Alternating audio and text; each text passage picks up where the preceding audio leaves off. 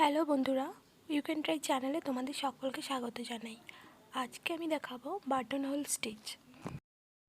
প্রথমে একটা 4 তুলে নিলাম, এরপর ঠিক তার সামান্য পাশ থেকে আবার একটা 4 নিয়ে ছুঁচটা ওই ওপর ডিজাইনের ওপর থেকে তুলতে হবে এবং সুতোটা ছুঁচের ওপর দিয়ে ঘুরিয়ে নিতে হবে। এইভাবে সুতোটিকে হাত দিয়ে চেপে ধরে রাখতে হবে, কারণ যদি আমরা এই সুতোটিকে চেপে না রাখি তাহলে এই যে ফাঁসটা তৈরি হচ্ছে, এই ফাঁসটা সামনের দিকে খুলে আসে।